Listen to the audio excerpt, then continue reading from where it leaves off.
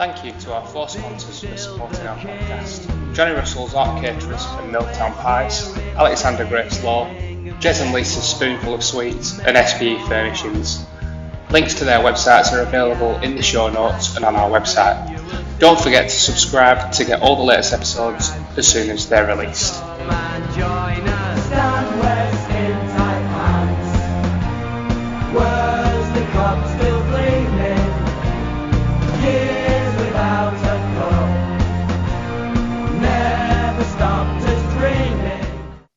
Right, good evening, everybody, and welcome to another episode of the Housecast. It's the second episode where we talk about the games that have gone on in the previous couple of weeks. We weren't sure how this would go after we recorded the first one, but crikey, I've been watching a few of the first team games over the last 2 weeks, and the feedback is fantastic. So it's looking like it's working, chaps. So really pleased, and thanks very much for your contributions to it.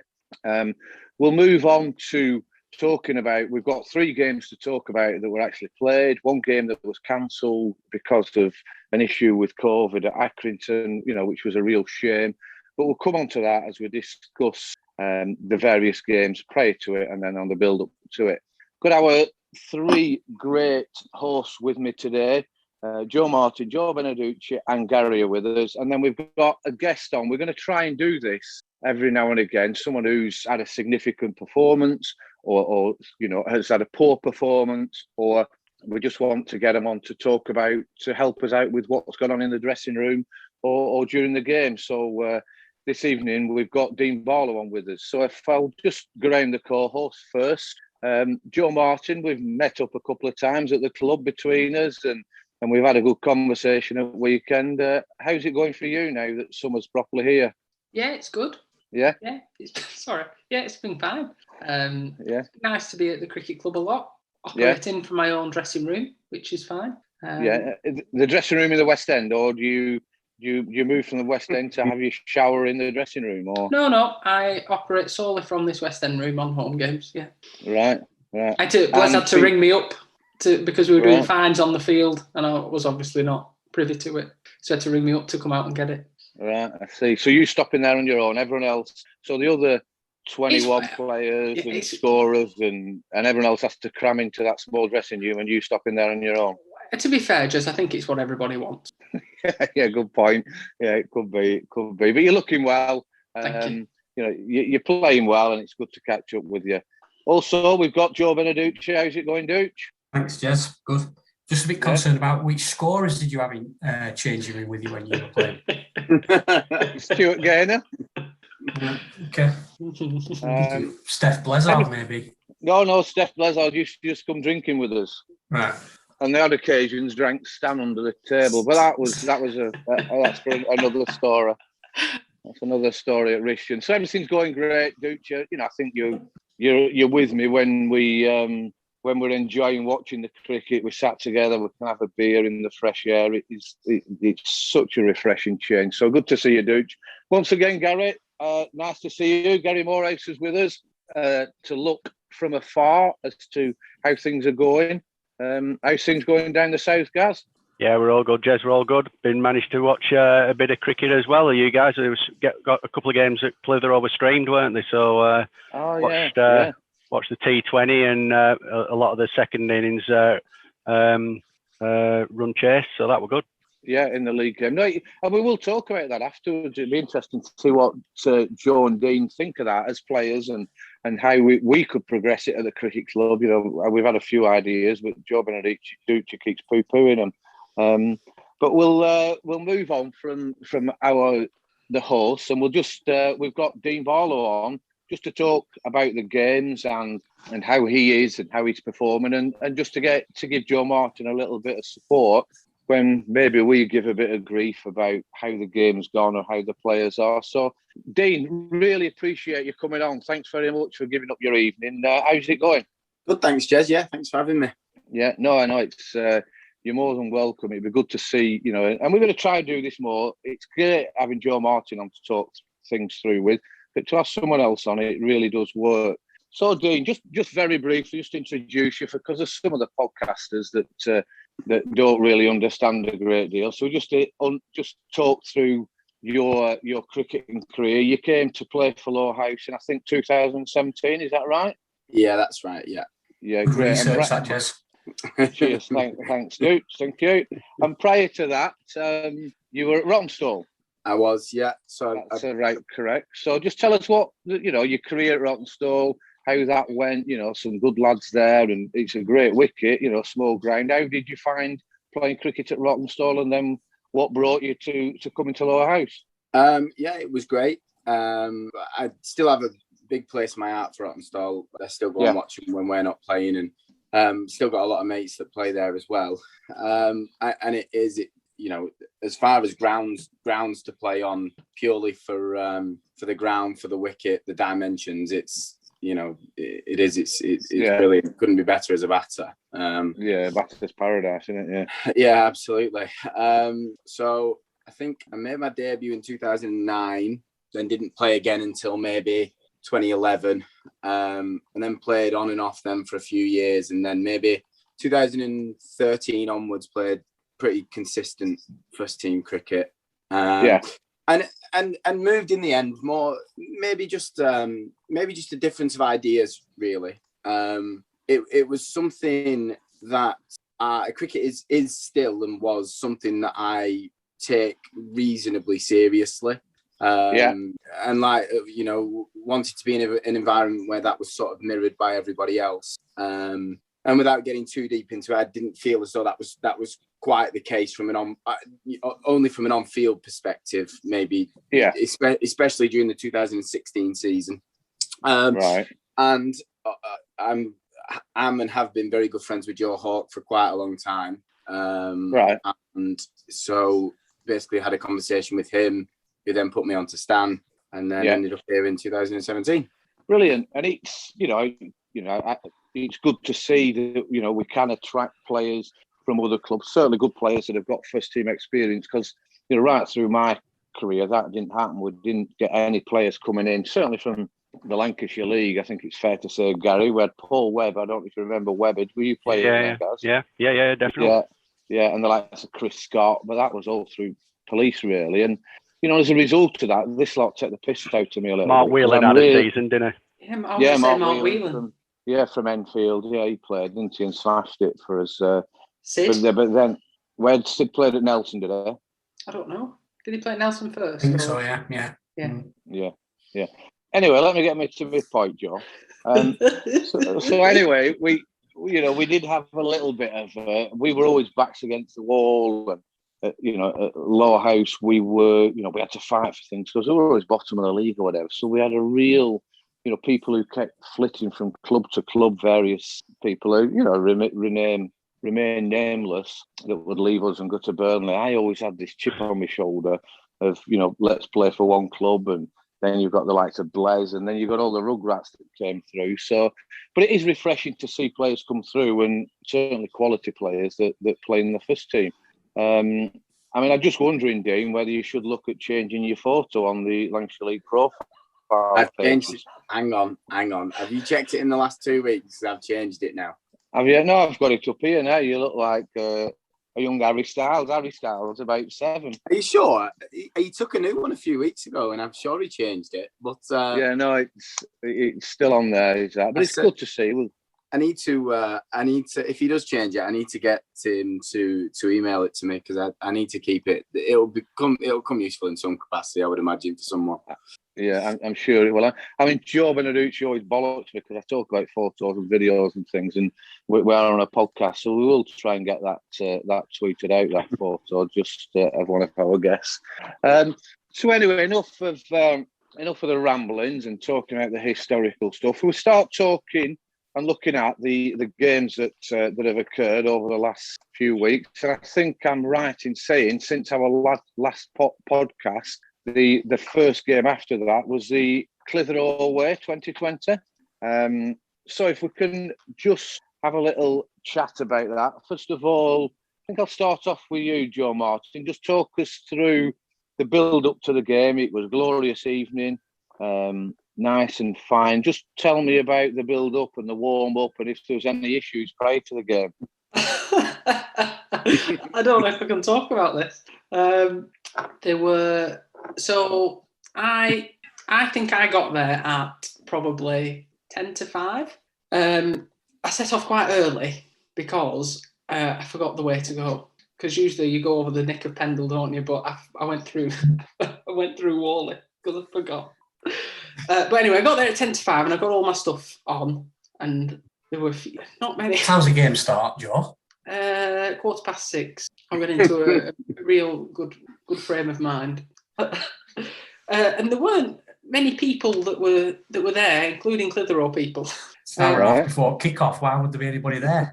Well, you'll see that the fact that I was there on time, well ahead of time, was essential. So people came in dribs and drabs as they do at 2020 nights.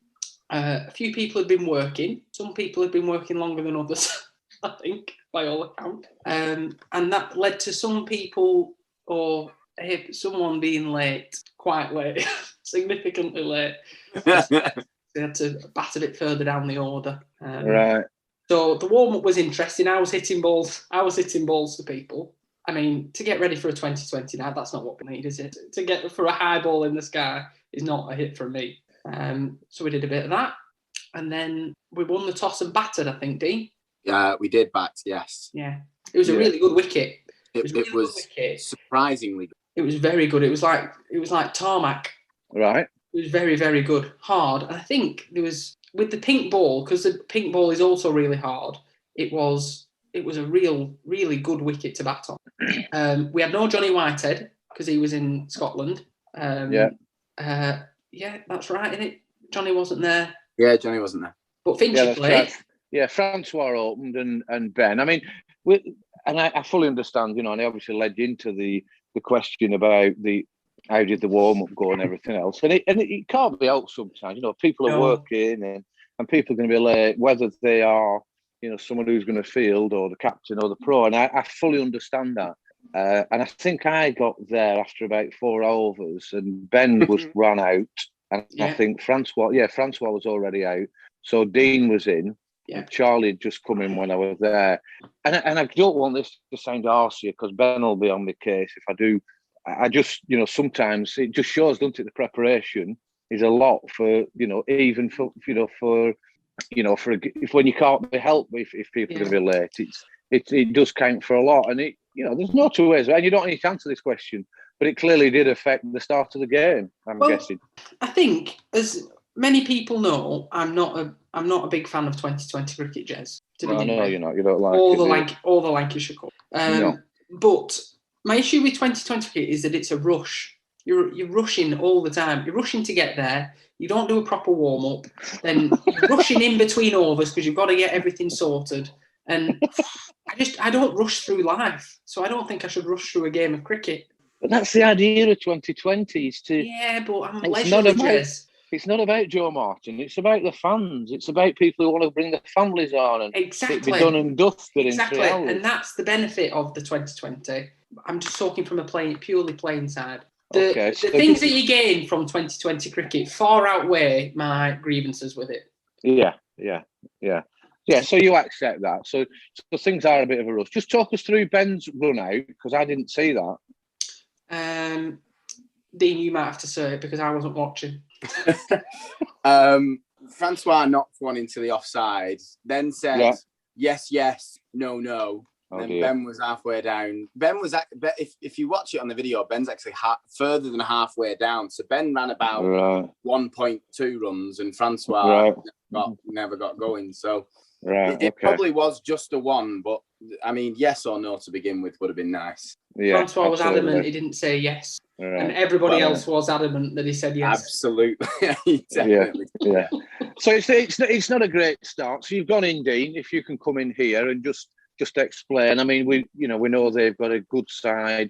They've got some decent opening bowlers, and then they've got some lads who bowl spin. The track was good. Was it coming on? Were you hitting through the ball? Yeah, I mean, it was coming on. I actually noticed it a little bit more with flat batted shots more than straight bat shots, to be perfectly honest, because Marcus Sharp's really difficult to get away in the beginning, and so it's when he gives you a bit of width and just throw your hands through it was quite nice. And then they had an off spinner ball from the top end to begin with when I first got in.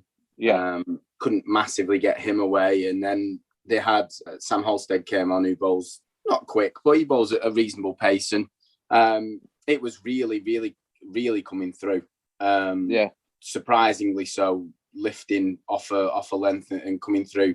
What is to most people that don't play on puddings every week quite nicely, probably. But when you've not played on one of them for quite a while, it was a bit shocking us. So there was definitely a few top edges and a few other things knocking around. Yeah, no, but you played some great shots. You ended up getting 30 off only 24 balls, and I think we did get a good momentum going through that. I mean, Dooch, you were watching as well. We had a catch up. Do you agree with that? Obviously a poor start, but I think to get to 139 was a fair effort. Yeah, agreed. It was obviously an awful start, and things can go very badly from them kind of starts sometimes. Yeah. But no, I thought we did well to get 140, 139. Yeah, and everyone worked it around, and I think Paddy, made sure he held it together in the middle there, and Toxie batted very well for his 25. So I think it was a good performance there. I must say, Jez, Toxie has batted extremely well. We know that he can bat, but he's batted extremely well these past few weeks, and he's been working on his batting, and he's a real asset to have. He batted well on this Sunday as well. So I saw that. The one thing that surprised me, and Joe and Joe, comment if you will on this. Certainly, Joe Martin has been a stumper. I thought certainly in the last maybe 5 or 8 overs, Kyle O'Connor stood up to Halstead. Now, like you said, Dean, he's not absolutely rapid, but it comes through. The slope. It was bowling with the slope, and I think we got at least 4 byes and then 4 wides and then maybe 4 leg byes off him. It seemed a bit strange that being stood up.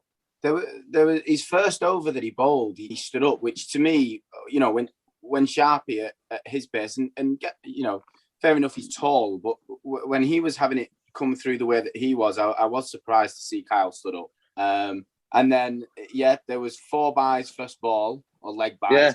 Then he bowled. That might have been a free hit. No, sorry. Then he bowled 4 leg side wides. Then it was a free hit that I tried to scoop and didn't get anywhere near, and that went for 4 byes as well. So Sam's bowled a half decent over there and gone for maybe 16. And it did. It did. It was quite strange. That Joe Martin, is that something that did you notice or? I don't know. It depends on the dynamic of the team, I think. Were you not watching again? Well, this is going to be an issue for the game on Sunday as well, because I did about 30 laps. Didn't see any of it. But I always get told whether I have to stand up or not, or whether they want me to stand back. It's never a decision I make. So if they saw it as, but Dean doesn't really advance down the track, and he hits from a really solid base. There's no real need for him to. But he's a good keeper, Kyle. So Oh, he is. He's fantastic. Yeah, he's a great player. So I think for me it was odd to see it at that from bowling from the top end. I think it's easier, not as a keeper, obviously, but I think it's probably easier to stand up at the top end, Joe. Is that right? Where it's not quite coming through. I'd say so. It's quite a strange place to keep on, to be honest with you. It's quite a strange place to field on as well. Because the outfield is rock hard, isn't it?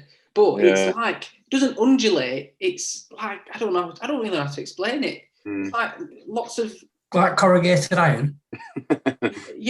It's horrendous, but really hard. Diving on it's not a... So we got to 139, so they need 140, 7 over. We're in with a shout there. We are, a decent bowling side. Certainly got Finchy playing there. There's, quality bowlers in there. How did you feel at half time between you two? Between in the dressing room from the players. Do you want to take that, Joe? Or? Can do. I think it was a good score. I think on there, and as we said, it was a good wicket, but going at around 7 and overs not always easy with the good bowling attack. We just needed a few things to go right, because they have a very destructive batting as well. Their Pro's a good player and Tom Lord's a good player and people like that. So, do either of you want to comment on how angry Ben was? No. He's run out.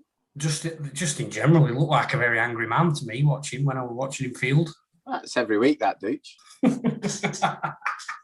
All right, he looked angrier than normal. Was it Friday that he threw the 4-byes, or was that some?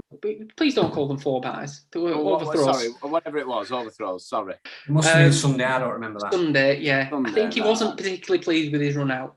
Yeah. Because he didn't think he was out. No, I know. It looked to me as though he got back, actually. So I can imagine he was a little bit annoyed about that. I couldn't see because you weren't watching. Correct. Yeah. But the umpire had a camera on.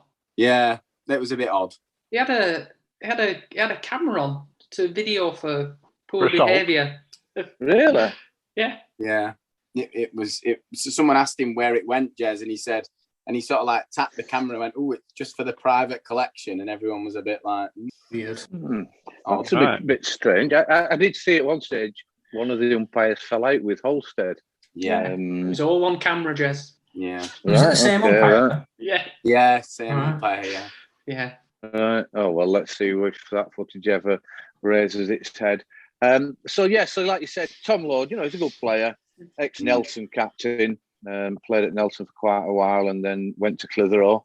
And he didn't get. I think he got 6, didn't he? So we got him out early on. Yeah. And then is it Stuart Lemon or Stuart? It was, yeah. Stuart, yeah. Another ex-Nelson, Jez. Another ex-Nelson player that has gone to Clitheroe. I think, and he got 9. So we've got at this stage we've got him 36 for 2, and I think they are getting behind the run rate a little bit there. Were you quite confident at that stage, Dean, as a team? The way you were all fielding well, you were all up for it. How did you feel the game was going then? Yeah, I think we all felt pretty good about it collectively. Actually, it was a funny wicket actually because it was almost so good that it was a little bit difficult. It was so good for bowling on. Not that it was doing a lot laterally, but it was just coming through at a pace that you're not really used to, and so it was. Usually if you watch that at a county level, you go, this is 180, 190 pitch, whereas actually, amateur cricket, we were probably around par, maybe 10 shy of par, something like that. Yeah. But we felt good about it after 5. Yeah. Yeah, and you've got the decent starting, but then I think that's where their pro obviously, could work things out, and then between him and is it Mulligan? Sam Mully. Yeah, they put 60 odd on, which I think that's really taking it away. Other than you getting them out quite close together. But then Dibben, Kyle O'Connor. To be fair, I'm not taking anything away from you lads, but watching it looked quite comfortable. I think there's only 3 balls spare. Yeah, it flattered us a little bit in the end, Jez. Yeah, I think so. I think we needed 2 quick wickets, maybe over 17 or 18, to put them under any pressure. But it was a good performance. I felt, because of the start. I think, and the T20 the way it is, you're always in with a shout because there is quite a few other games.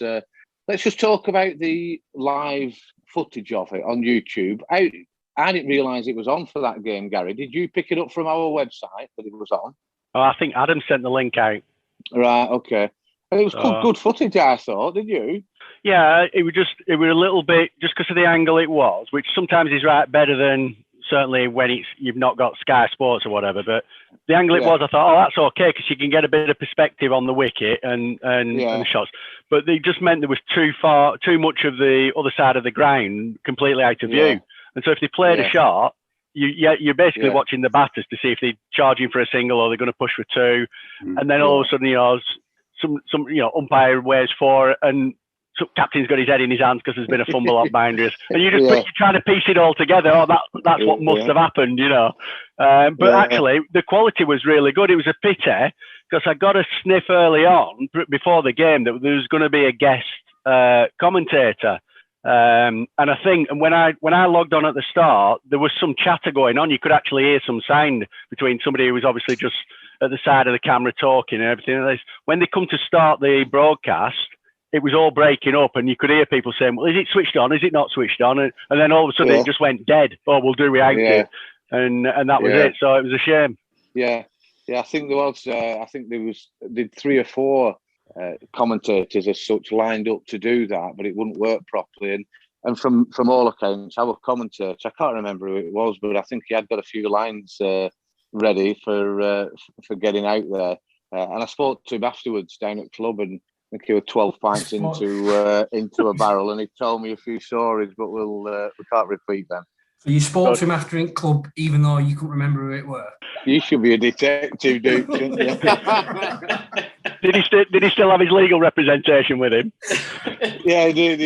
Yeah, he did. He still had his. Anyway, it's Frank Entwistle, so Luke and he was ready for giving some right stick out, apparently. But so who knows? So then, unfortunate. We came second. I think we deserved to come second in it, and let's see what happens for the other T20 games. So if we can move on there, chaps, if that's all right. If we move on to playing Clitheroe again in the league the Sunday after that, if that's about right. Just can you talk me through the build up to that, Dean? Was everything all right? How was things? People getting there on time? Yeah, people there on time.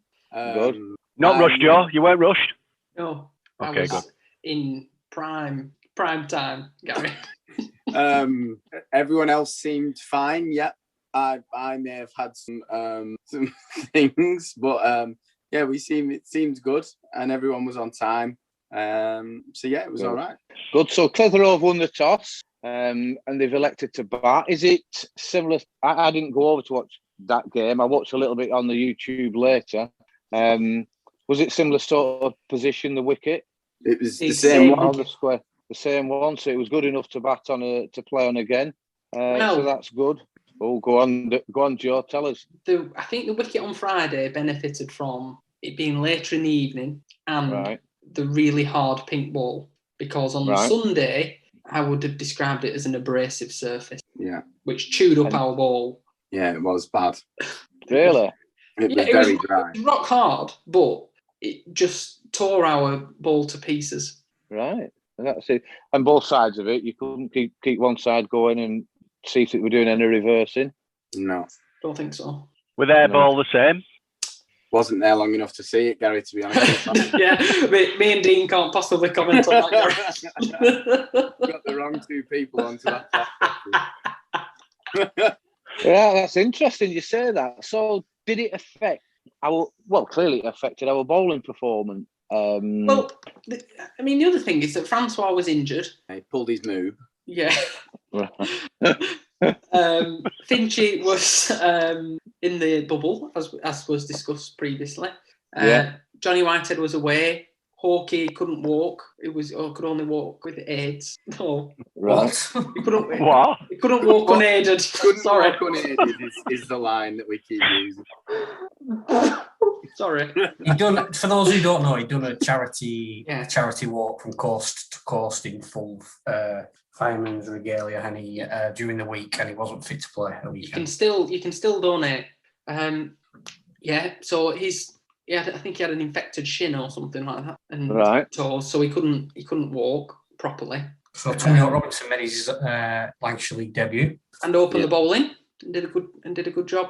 Was just on that. Tom was told 10 minutes before, and it's probably the best way to do this. But Tom was told 10 minutes before the start that he was going to open. To say that he had no time at all to prepare. He did really, really well, actually. Oh, that's really good to hear, because Tom York Robinson, for people who only watch the first team or listen to this and don't, is he 16 yet?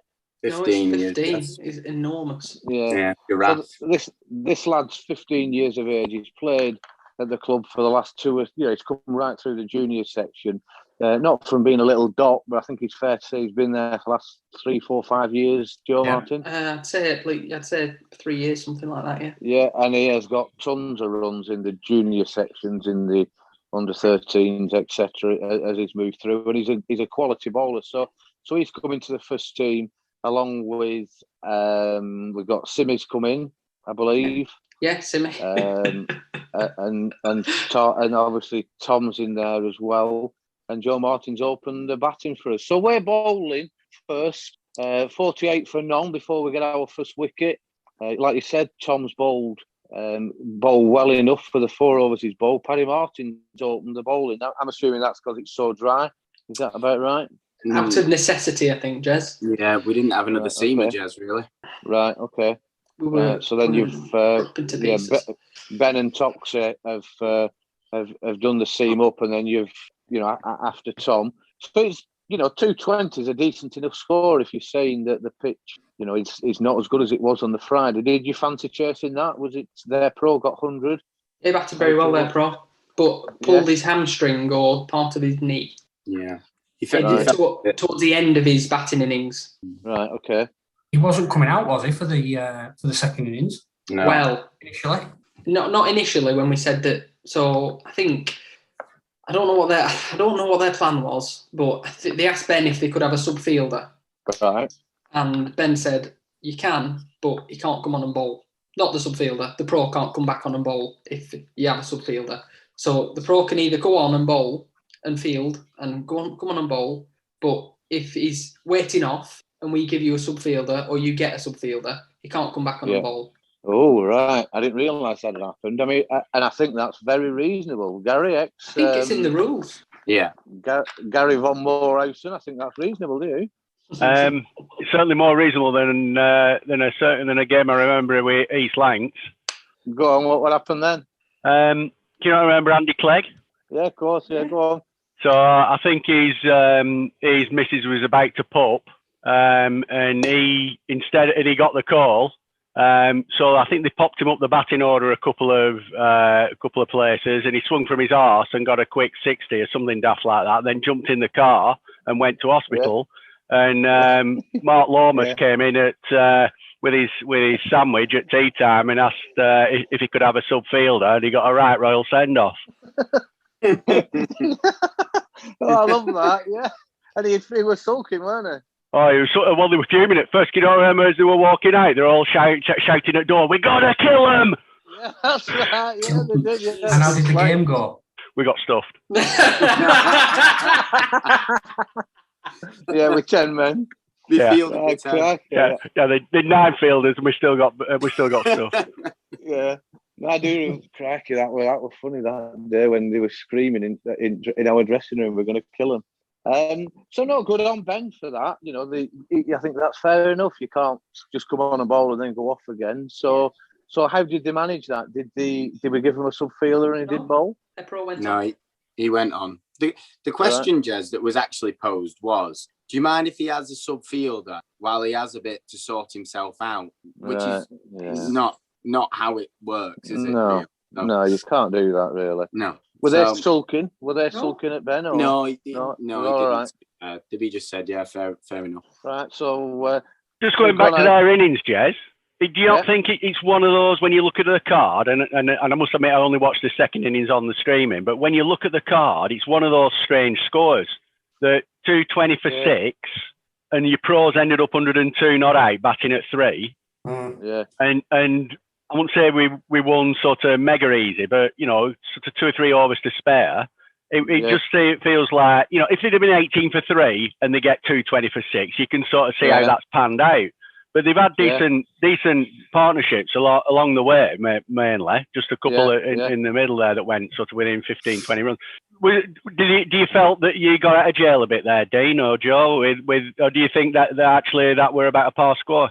I think really what it actually does is show how good his innings was, because everybody else really struggled a little bit, especially in the first half. I know there's a couple of scores in our innings, but, Jack Dewhurst batted a long time for his 16 and it wasn't through lack of trying. He was grafting and he just couldn't really get it away. So I think it does more to show how good Mansour's innings was more than anything else. And I think actually with him, he got injured when he was around 80 or something, didn't he, Joe? And I think he would probably say himself that he probably left maybe 20 or 30 out there because he was not right. He stopped running properly, didn't he? Yeah, he couldn't run, and he wasn't really hitting from a base. So when he was trying to accelerate a little bit at the end, he just couldn't really get it away properly. So a weekend bowling lineup's done pretty well then into the reverse side of that coin. Yeah. Absolutely. A really good effort on a difficult pitch. Because I know I said that it's a brace. It was still, you could hit through the line of the ball. You could hit through the line. It wasn't. Yeah. It was consistent. Let's say at least. Well, me and Dean. You're right, Gary. There, it could have been 240 for 6 with 50 overs. Might have been a little bit more because there's still some batters left there when you look at it. So we're going out to bat. When did you know you were opening the batting, Joe? Was it something that were planned or? Thursday, I think. Right, good. You don't like to be rushed. Me and Dean had a bit of a net, didn't we? Yeah, how did that go, Joe? Well, I'm a bit out of practice. Do you reckon you chased a few wide ones on Thursday as well? You absolutely did. I kept whacking it. Admittedly, yeah. But I said to Dean halfway through, I said, because Ben told me that I had to have a net. Typically, I don't like. Right. So I had to have a net with Dean, and halfway through, I said, I don't know how long I'm supposed to do, and I don't really know what Ben wants me to do. So we're just going to throw for a bit, and then we'll see what happens. And then I walked out after about 50. Yeah, we got asked to move nets, and Joe took it as an opportunity to not bother anymore. To not carry on. All right, I see. So you're out 7 balls, Joe. Yeah. Obviously a great knacker. Well, I spoke to Ben about it. Marcus Sharp's a very, very good bowler. I don't know if you played against him, Jez or Gary. I don't know. Maybe not. He wouldn't have played in our league. But he's a very, very good bowler. And in fact, he's outstanding. Doesn't go for many runs. Yeah. It's the same line and length every single ball. Moves it off the seam both ways. Very, very good bowler. He bowled me a slightly shorter one that I left. Yeah, sorry.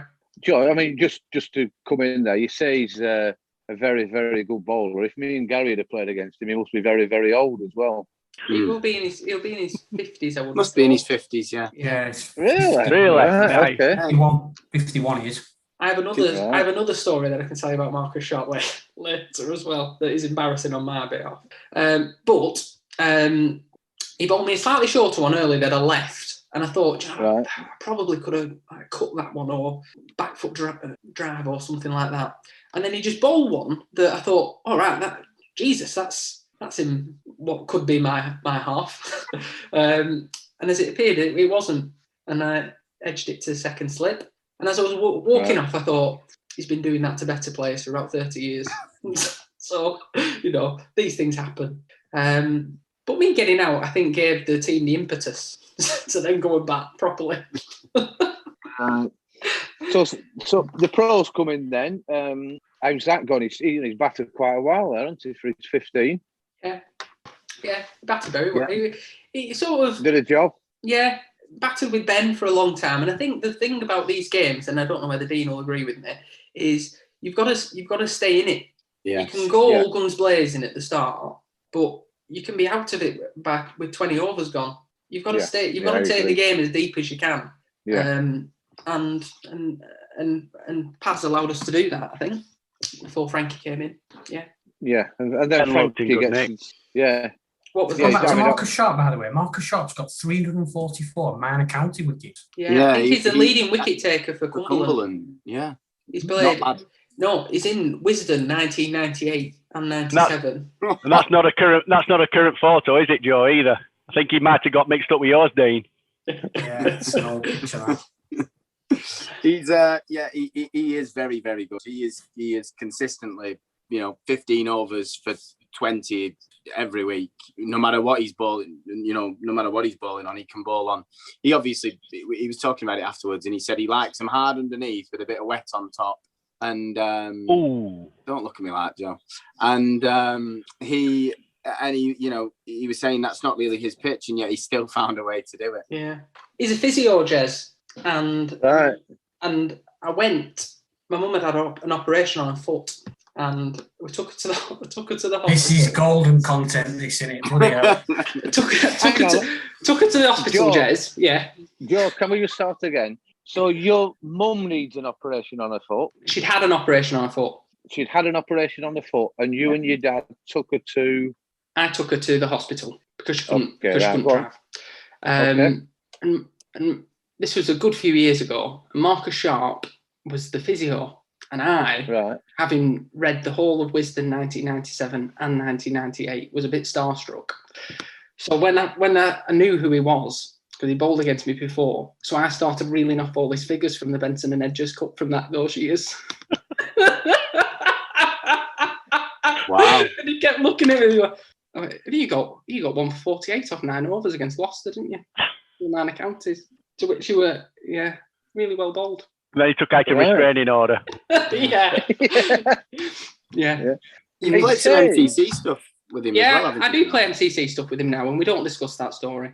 Why not? No. Very nice chap. Very nice chap. I just can't find it at the moment, but it says at the bottom of that scorecard his last game in the Lancashire League. Yeah, because he didn't play this weekend. So it only means up to that point. Yeah, so he hasn't retired. Okay. There'll be like a formula on it, won't there, to point that out? Right, I see. Right, yeah, there'll be them formula things. Same with France.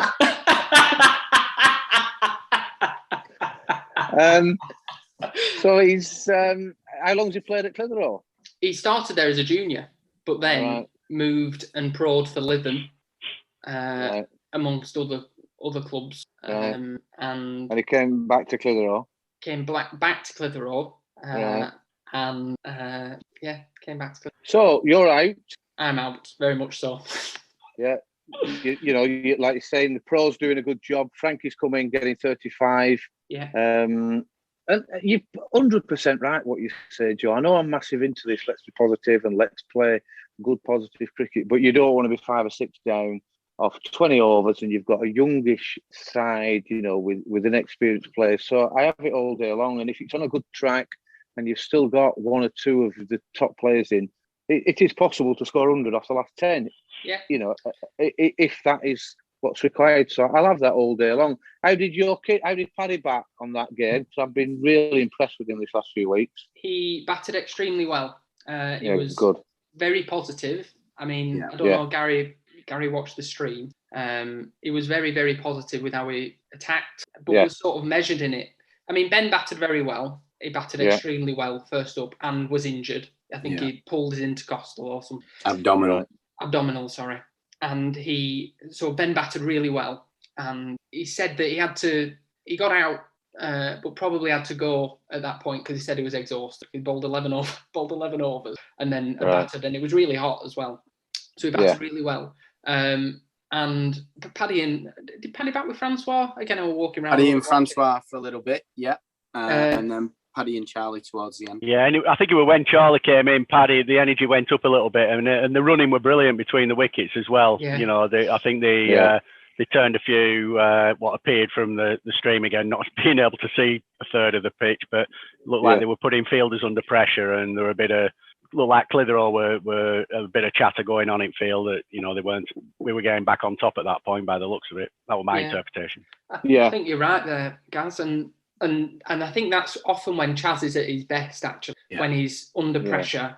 And not that he was under pressure, but it's a pressure situation where he has to score at a particular rate.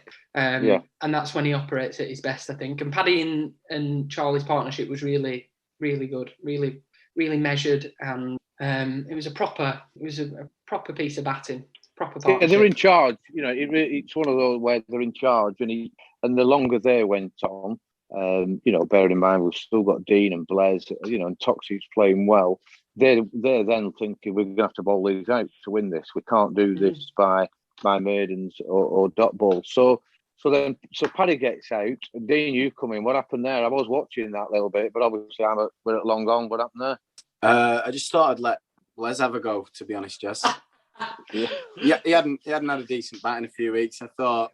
Yeah. Let him come in. Down. We'll let Blaise have a go. It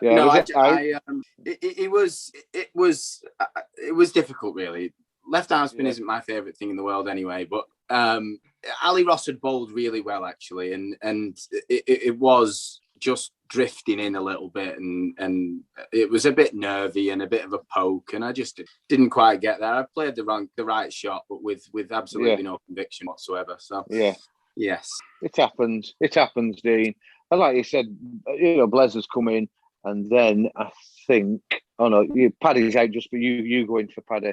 So so Blaise has come in and again I've watched that. I mean that 6 is just rolling back the years for Blaise, weren't it? It was a fantastic shot. Were you on the game, Gooch? No, I was watching on the stream. Yeah, that was a great shot. And I think that took the pressure off. Their heads went down when he hit that straight 6. And like we said, Toxie batted well, running between the wickets, and hit those 2 4s. So that's that it really is a fantastic win.